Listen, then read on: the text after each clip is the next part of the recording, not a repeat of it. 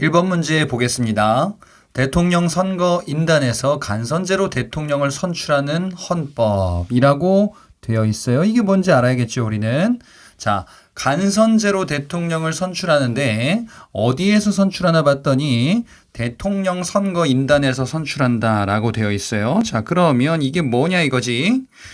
자, 쭉 보니까 전두환 정부, 이 전두환 정부 출범의 계기가 됐었던 8차 개헌 헌법이 바로 이제 7년 단임제 그리고 대통령 선거 인단에서 선출하게 되죠. 그래서 이 전두환이 대통령에 선출되게 되더라. 물론 이제 전두환이 그 이전에 유신체제 헌법으로 대통령이 되었다가 다시 이렇게 선출된다라는 것도 알고 계셔야 되겠죠. 자, 그런데 요걸로 헷갈려봐라 라고 해서 구성된 복이에요. 바로 뭐냐. 박정희 유신헌법. 자, 이 유신체제죠.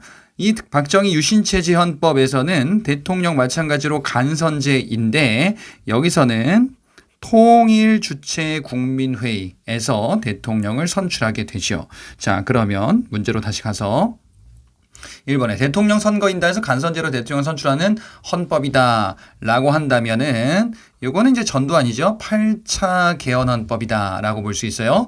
자, 그러면 이 전두환 정부 시기와 관련한 내용이 나와야 하는데 뒤에 보니까 3.1 민주구국선언이 발표되었다라고 되어 있습니다. 3.1 민주구국선언은 유신체제에서 벌어졌었던 자, 대표적인 사건이지요. 3.1 민주구국선언이다.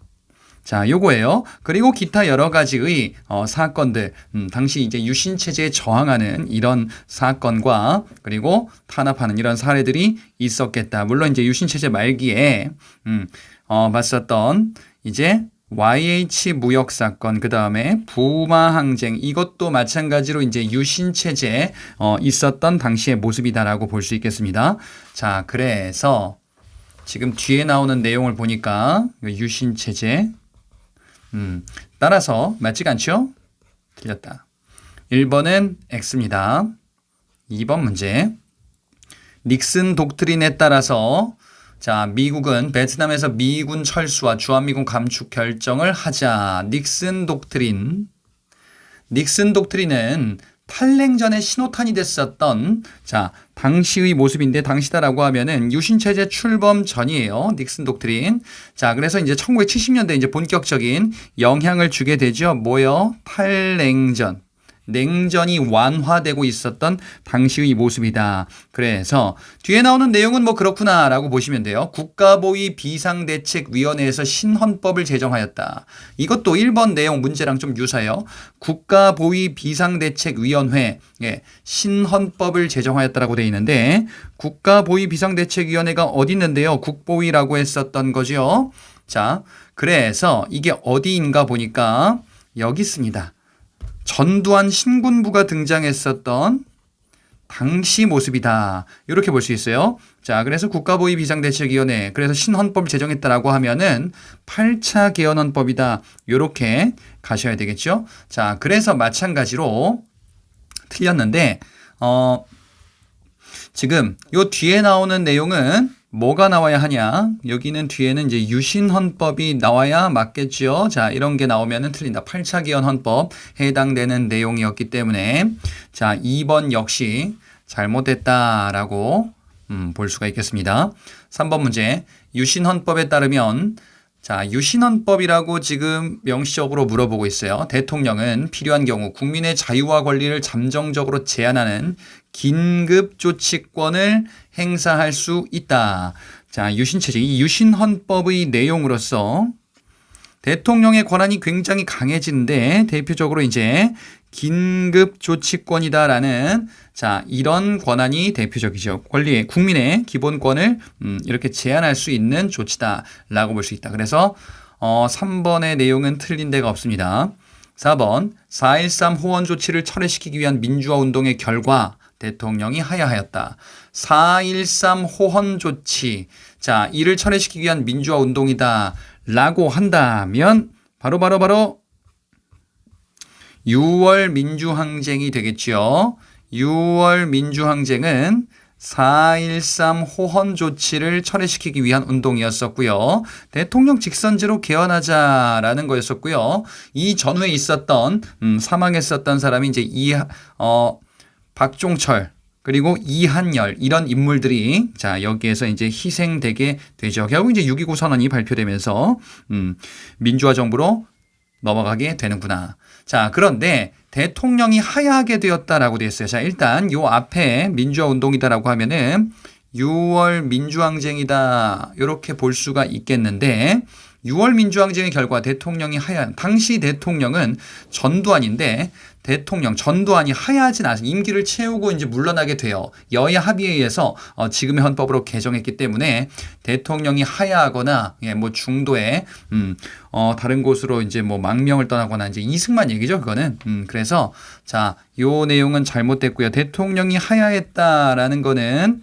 4.19 혁명의 결과 이승만 대통령이 하야였다. 예, 요 내용과 관련이 있어요. 그래서 4번은 X. 5번 문제. 5.18 민주화운동은 신군부가 계엄령을 전국으로 확대한 것을 계기로 발생했다. 자, 이번에는 5.18 민주화운동에 대해서 물어보고 있는데 5.18 민주화운동은 당시 이제 전두환 신군부였었죠. 계엄령. 자, 지금 여기에 어디에서 찾아볼 수 있냐? 요거죠. 5.18 민주화 운동인데요.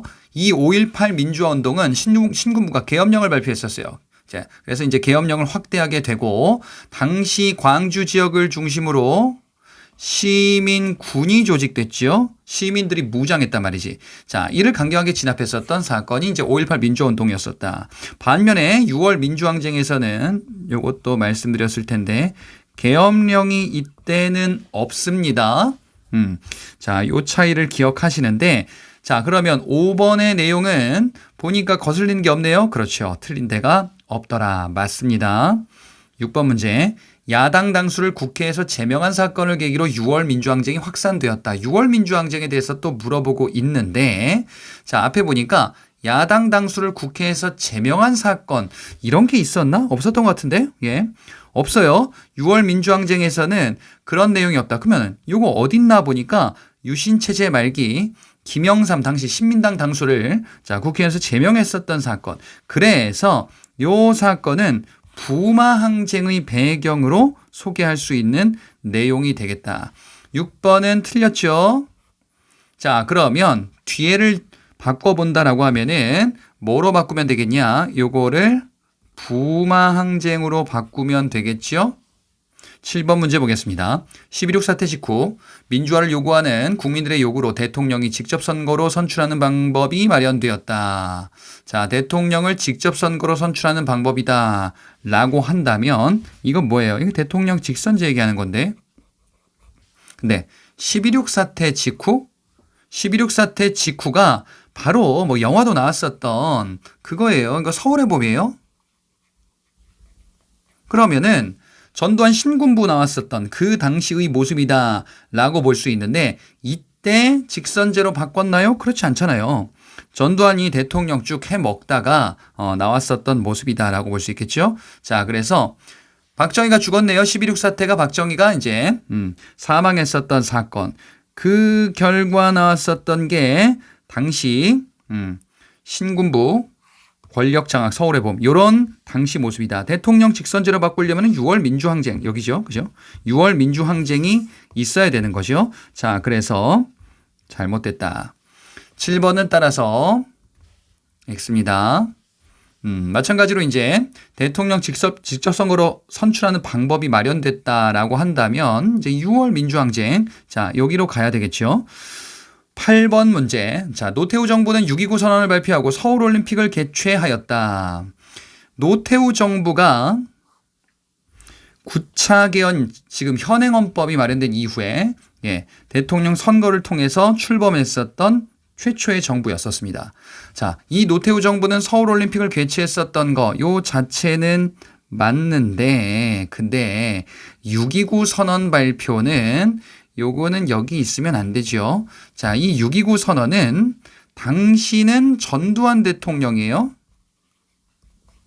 예. 대통령 직선제로 개헌하겠다. 그래서 대통령 직선제로 개헌을 하고 그리고 선거에서 노태우 정부가 출범하잖아. 자, 그래서 8번은 잘못됐다. 9번 문제. 역사 바로 세우기 운동을 벌인 정부 시기. 역사 바로 세우기 운동이다. 자, 이 정부다라고 한다면 바로 이제 김영삼 정부가 되겠지요. 김영삼 정부. 자, 역사 바로 세우기 정책. 그리고 이 시기 때 금융실명제라든지 아니면 전면적인 지방자치 실시 이런 각종 정책들이 있었죠. 앞서 노태우 정부 시기 때에는요. 서울올림픽을 개최하였다라는 것이 보기에서 등장했었어요. 그리고 이제 북방 외교 정책 이런 대표적인 정책들이 있었다. 그러면 김영삼 정부다라는 것을 파악해 볼 수가 있겠어요. 김영삼 정부는 문민정부다라고도 이야기를 하죠. 그리고 지방자치를 전면적으로 실시하였다라고 되어 있는데 지방자치 같은 경우에는 부분 실시가 노태우 정부고 전면 실시가 김영삼 정부입니다. 물론 김영삼 정부 전면 실시가 조금 더 많이 나오기는 하죠. 자, 그래서 9번은 틀린 데가 없다. 10번 문제. 김대중 정부에 대해서 물어보고 있어요. 김대중 정부는 국민의 정부다라고 이름을 붙이기도 했었죠. 김대중 정부. 자, 이 국민의 정부인 김대중 정부는 당시에 IMF 외환 위기를 극복했었던 정부이기도 하면서 대북 정책에 획기적인 변화를 꾀했었던 이런 정부다. 그래서 남북 정상회담이 있었고 6.15 남북 공동선언이 채택되게 되는 이 시기 때의 정부다라고 볼 수 있겠는데 자, 김대중 정부에 대한 내용 만나보자. 정부는 동유럽 공산주의 국가 및 소련, 중국 외교관계를 수립하는 이른바 북방 외교 정책을 추진하였다라고 되어 있는데요. 북방 정책, 북방 외교 정책 얘기하는 거예요. 자, 이 북방 외교 정책은 김대중 정부가 아니라 조금 성격은 유사하긴 한데 바로 이제 노태우 정부입니다. 공산권과 수교한다. 그래서 당시에 공산주의 국가였었던 소련, 중국 이런 국가들과 수교했었던 자, 당시 정책. 이 정부가 노태우 정부다라고 볼 수 있겠네요. 따라서 10번은 틀렸고 앞에를 뭐로 바꿔야 될까? 노태우 정부다 이렇게 바꿔야 되겠죠. 자, 11번 문제입니다. 경제편 가볼게요. 미군정이 실시한 농지개혁법의 영향을 받아 북한에서도 토지개혁 법령이 제정되었다. 이건 뭐 지금 총체적인 난국이에요. 일단 농지개혁법은 미군정이 실시한 게 아니죠. 미군정이 물러나고 나서 대한민국 정부에 의해서 재헌의회에서 이 농지개혁법 제정하고 우리 정부에서 이제 추진이 된 것이고요. 그리고 북한에서도 이에 영향을 받아 토지개혁 법령이 제정되었다라고 되어 있는데 북한의 토지개혁법이 먼저 제정돼. 그래서 우리에게 영향을 끼치게 된다라고 볼 수가 있겠단 말이지. 자, 이 내용이 바로 이제 농지개혁법에서 등장하는 내용이죠. 농지개혁법은 북한의 토지개혁법의 영향을 받아서 제정이 되었단 말이죠. 이 시기는 대한민국 정부 출범한 이후다. 그래서 미군정 요 이후에요. 자, 이 차이다라고 한다면 우리는 이제 농지에 한정을 하는 것이고 북한은 모든 토지 그리고 북한은 무상의 방식인데 우리는 유상의 방식으로 자영농을 육성하고자 했었던 정책. 이게 바로 이제 농지개혁법이다라고 볼 수 있겠죠. 자, 그래서 11번은 총체적인 난국입니다. 12번 문제. 자영농 육성을 목적으로 실시된 농지개혁법. 자, 이 농지개혁법은요. 자영농 육성을 목적으로 실시되었대요. 그래. 농민들에게 땅을 분배하겠다. 자영농을 키우겠다라는 목적을 바탕으로 하고 있으면서 자영농이 증가하게 되죠. 그러면서 한편으로는 이제 땅을 처분했었던 이 농지를 처분했었던 사람들이 산업 자본가로 육성하게끔 유도하기 위한 이런 정책. 이게 바로 이제 농지개혁법이다라고 볼 수가 있겠어요. 자, 근데 방법은 유상의 방식이다라는 거죠. 북한은 무상, 우리는 유상의 방식이었었다. 자, 12번은 틀린 데가 없습니다. 13번. 농지개혁법은요 또 물어보고 있습니다. 지주도의 사전 강매로 상당량의 토지가 대상에서 제외되는 한계가 존재했대요. 자, 지주들이 사전 강매해가지고 이 대상, 이 법 집행의 대상에서 제외된다. 이게 무슨 얘기였죠?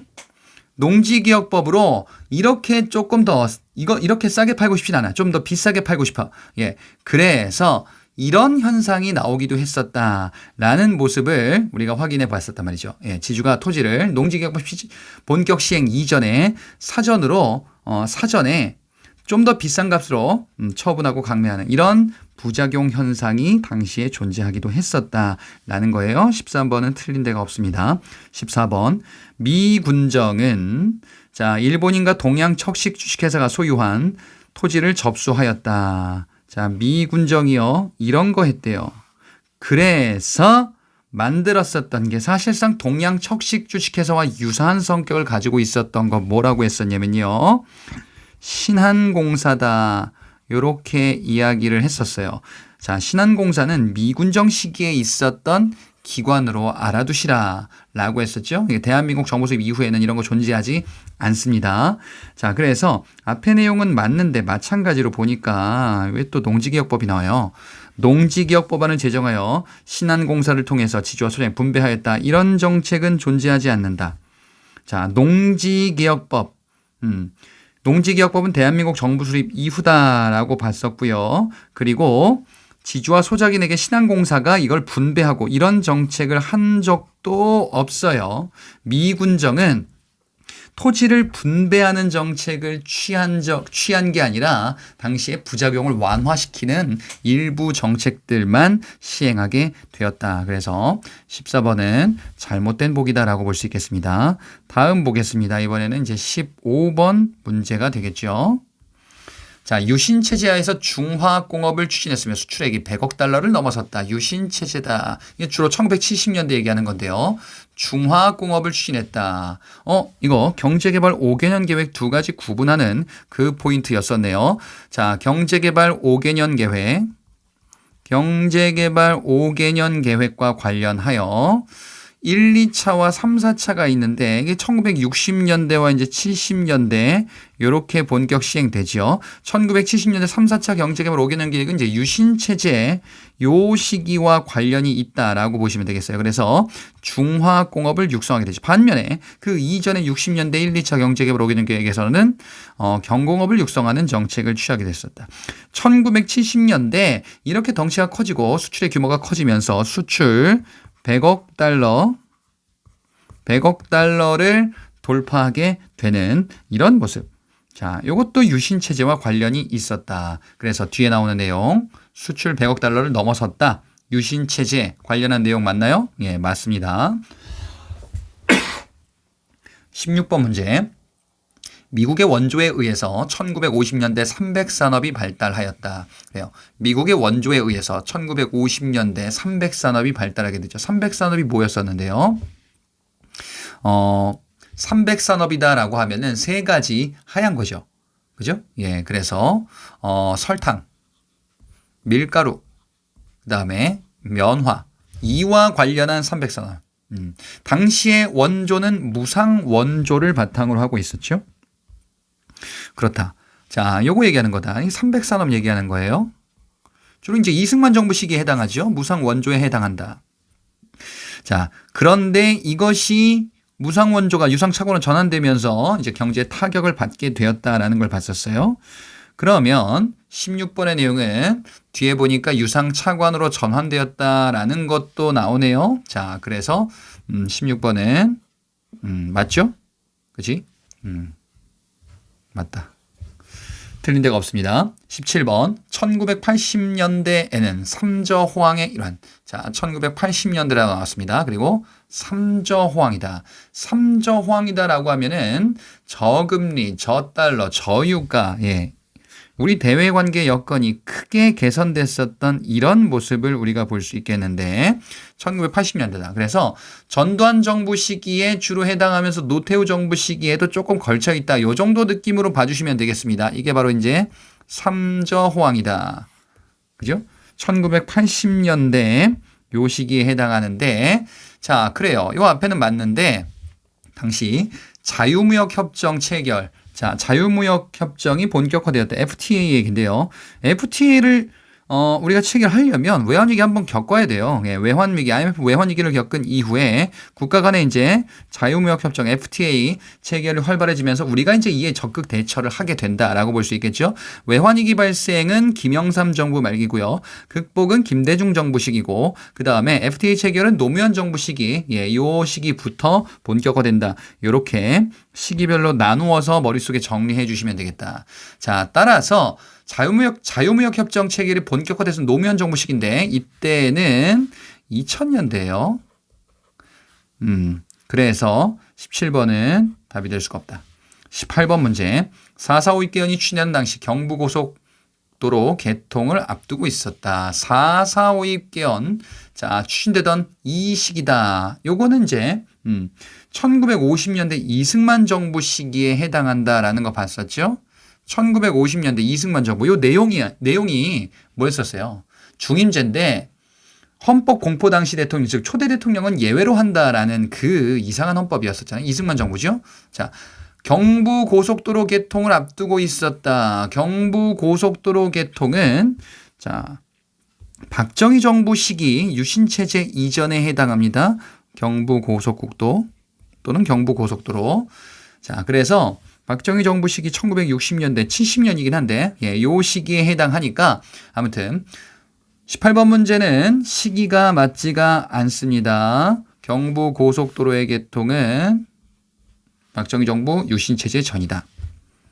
다음 문제 19번 박정희 정부는 농어촌 환경 개선 위해서 새마을운동을 실시했다. 박정희 정부 새마을운동 실시한 거 맞나요?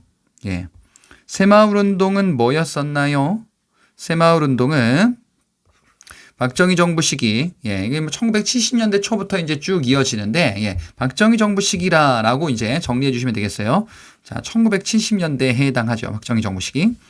농촌을 현대화하자. 예, 그래서 농촌 생활도 개선하자. 예, 농촌에 시작돼서 도시까지 확산됐었던 생활 개선 운동의 일환으로 추진된 게 바로 이제 새마을운동이다. 19번은 틀린 데가 없습니다. 20번 문제. 1987년 6월 민주항쟁을 거치면서 언론에 대한 정부 통제와 간섭은 줄어들고 언론 자유는 확대되었다. 그래요. 군부 독재 시대가 이제 사실상 끝나게 된다. 그래서 이런저런 사회적인 언론의 여러 문화적인 자유들이 확대된다라고 볼 수 있겠고 각종 이제 시민단체 또 조직되고 확산되는 모습으로 볼 수 있겠죠. 그래서 이 민주화가 중요하다라고 볼 수 있는 겁니다. 자, 20번은 틀린 데가 없습니다. 21번 유신체제 당시 북한은 판문점 도끼만행 사건을 일으켰다. 유신체제면은 1970년에 주로 해당하는데 판문점 도끼만행 사건 이런 게 있었어요. 자, 북한의 대남 도발과 관련하여 1960년대에 있었던 이게 유신체제 전이죠. 대표적으로는 청와대 습격 사건이라는 사건이 있었죠. 뭐 1.21 사태라고도 했었던 그리고 프레블로 납치 사건 그리고 울진 삼척 무장공비 침수 사건 그리고 유신체제의 판문점 도끼만행 사건 판문점에서 북한군이 미군을 공격하기도 했었던 이런 사건이 있었죠. 그리고 전두환 정부 시기에 아웅산 묘역 테러 그리고 대한항공기 폭파 사건 이렇게 있었고요. 김영삼 정부 시기에 북핵 위기, 예, 강릉 잠수함 침투도 있었는데 북핵 위기, 예, 요게 이제 통일편에도 등장하는 주제였었습니다. 자, 이렇게 우리가 개략적으로 파악해 봤는데 그러면 21번에 1970년대 얘기하는 거죠. 판문점 도끼만행 사건 1970년대에 있었던 사건이다 라고 우리가 볼 수 있겠네요. 자, 그래서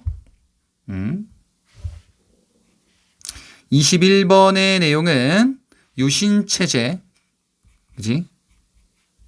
유신체제 출범 이후 쭉 이어지고 있었던 당시의 모습으로 우리가 파악해 볼 수가 있겠습니다. 자, 21번은 틀린 데가 없습니다. 22번 남북 정상회담의 결과 체결된 6.15 남북 공동성명. 자, 그래요. 남북 정상회담 그리고 6.15 남북 공동성명 다 2000년에 있었던 김대중 정부 시기에 해당하는 당시의 사건이다라고 볼 수 있겠네요. 통일 주제 관련하여 김대중 정부 이 김대중 정부는 햇볕 정책을 취하게 됐었고요. 그리고 금강산 관광이 이 남북 정상회담보다 먼저 시작이 됐었어요. 그리고 나서 남북 정상회담, 자, 그리고 6.15 남북 공동성명 이렇게 채택이 되는 거죠. 자, 남북 정상회담의 결과 6.15 남북 공동성명이 채택되었는데 그 내용인즉슨 남측의 연합제와 북측의 낮은 담배 연방제 공통성을 확인한다라는 그 내용이었었어요. 이게 바로 이제 6.15 남북 공동선언이었었구나. 자, 그러면 다시 보기 내용을 보자면요. 자주 평화 민족적 대단결의 원칙을 명문화하였다라고 되어 있는데요. 자주, 평화, 민족적 대단결 이 3대 원칙은 어디서 등장합니까? 바로 이제 7.4 남북 공동성명에서 등장하는 내용이죠. 유신체제 출범의 배경이 되기도 했었던 박정희 정부 시기 여기가 아니네. 죄송합니다. 박정희 정부 시기면은 여기죠. 그래서 7.4 남북 공동성명이고요. 자주, 평화, 민족적 대단결 이 3대 원칙에 합의하게 되고 그 다음에 남북 조절위원회 구성에 합의하게 되는구나 라는 것도 살펴봤었어요. 그래서 이게 지금 내용이 매칭이 잘못됐죠. 자, 22번은 X입니다. 23번. 7.4 남북 공동성명에 근거하여 남북조절위원회가 구성되고 7.7선언이 발표되었다. 7.4 남북 공동성명에 근거하여 남북조절위원회 구성. 자, 요거는 좀 아까 살펴봤었던 것처럼 맞는 내용이에요. 7.4 남북 공동성명에 근거하여 남북조절위원회가 설치가 되거든요. 그런데 7.7선언은 어디냐? 바로 이제 노태우 정부 시기 때 우리가 원칙을 천명한 거죠. 7.7선에 근거하여 북한과 협력하자. 결과적으로는 남북 기본 합의서.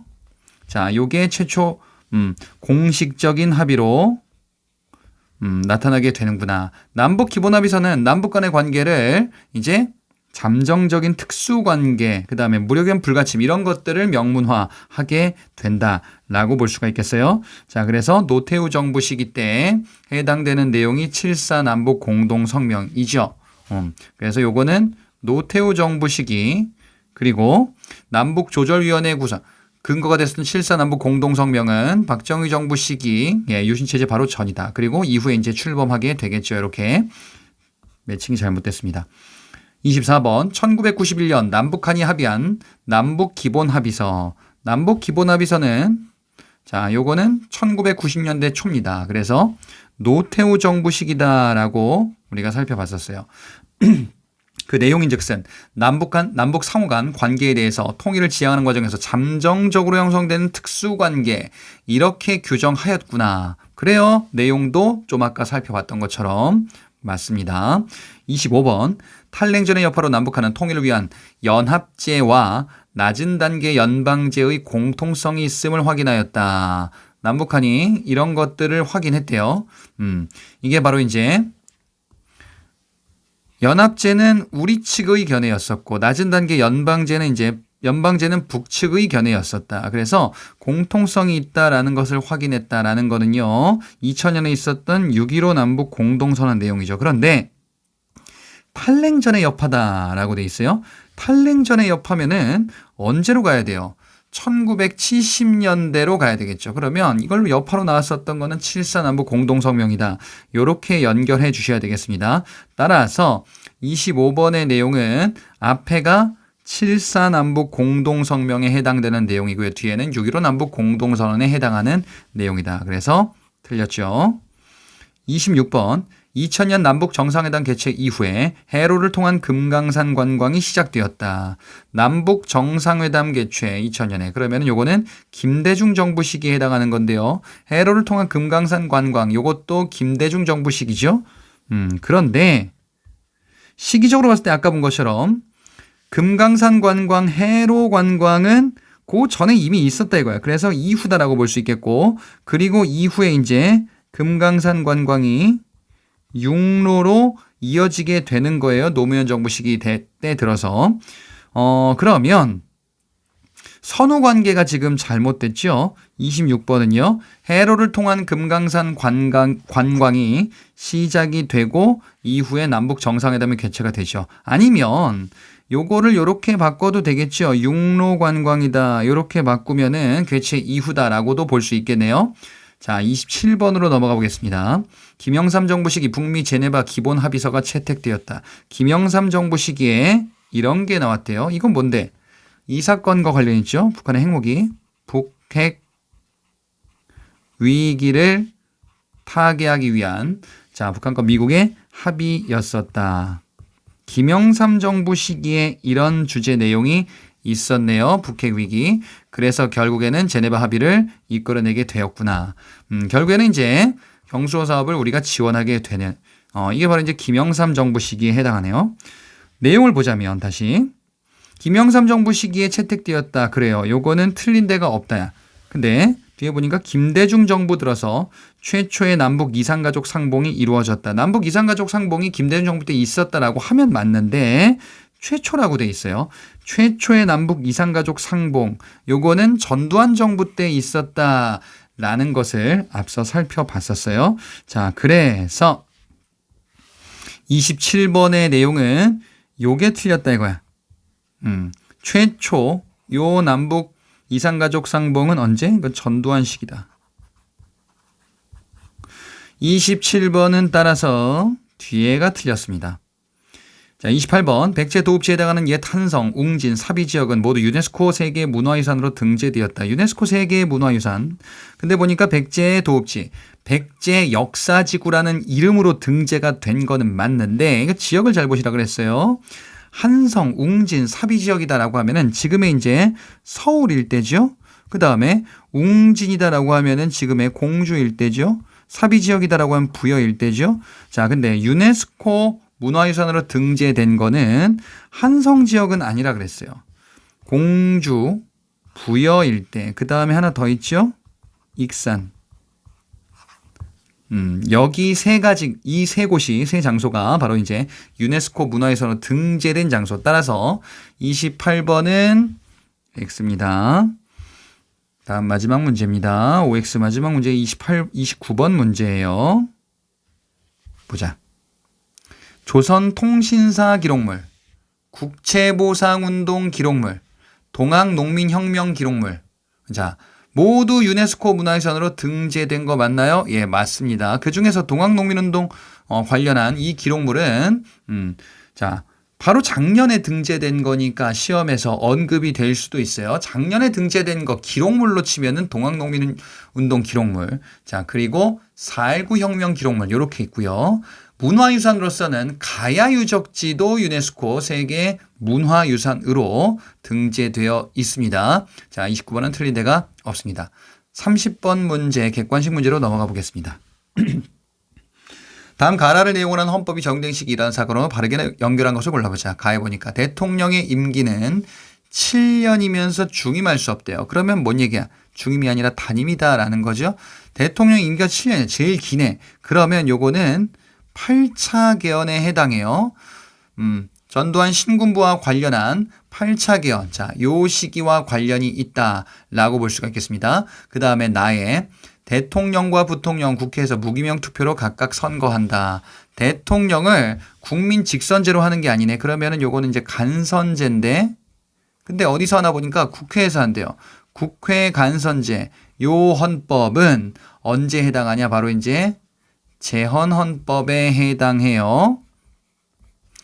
다에 대통령과 부통령 임기는 4년 후면 1차 중임할 수 있대요. 그런데 단 헌법 공포 당시 대통령에 대해서는 적용하지 않는다. 예, 초대 대통령 예외다 그거죠. 그래서 이는 4.4.5입 개헌이에요. 두 번째 개헌, 2차 개헌에 해당하죠. 이승만 정부 시기다.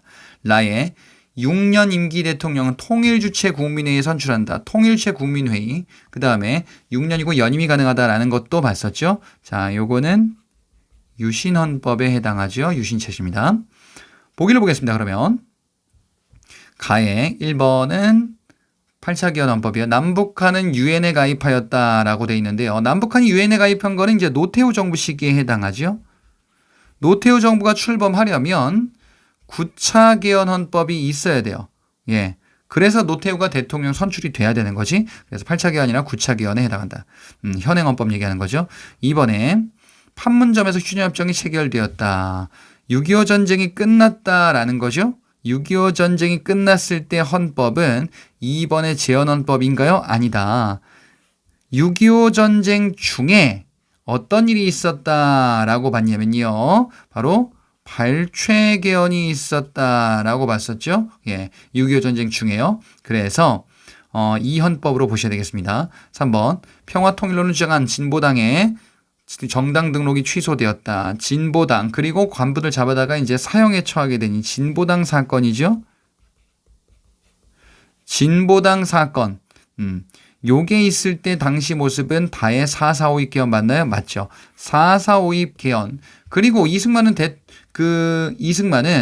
헌법을 다시 바꿔야겠다 필요성이 없잖아요. 계속 할 수 있으니까. 그래서 요 시기에 해당한다. 이승만이 하야할 때까지 4.4.5.입 개헌이었었던 겁니다. 자, 그래서 3번이 맞겠네요. 4번.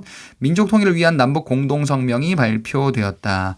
남북 공동성명 바로 이제 7.4 남북 공동성명에 해당하는데 연도는 해는 같은데 7.4 남북 공동성명이 발표되고 나서 이제 유신체제 출범으로 이어지게 되니 4번은 7.4 남북 공동성명, 이때는 유신헌법이 아니고 그 이전에 바로 이제 뭐라고 볼 수 있냐?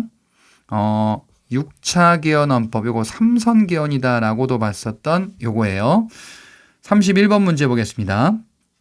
그래프 가나 시기에 나타난 경제 상황으로 옳은 것을 골라보자. 가 보니까 1980년대 중반 후반 요때쯤 걸쳐 있는데 GDP 성장률이 상당히 높죠.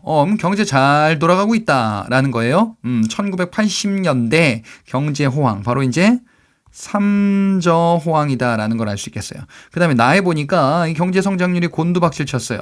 예, 경제가 어렵구나라는 걸 볼 수 있겠네. 그러면은 IMF 외환 위기다. 라고 볼 수가 있겠습니다. 김대중 정부 시기에 이를 극복하기 위한 각종 정책들을 추진하게 되었다. 자, 1번 보기. 세계무역기구 출범 농축산물이 수입이 늘어났다. 세계무역기구는 이제 WTO죠. 세계무역기구 출범뿐 아니라 선진국의 경제 클럽 이해관계를 대변한다라고 했었던 OECD도 마찬가지예요. 이 두 가지 다 뭐냐? 김영삼 정부 시기에 해당합니다. 김영삼 정부 시기면은 1990년대 중후반 요 시기에 해당하죠. 1번은 틀렸다.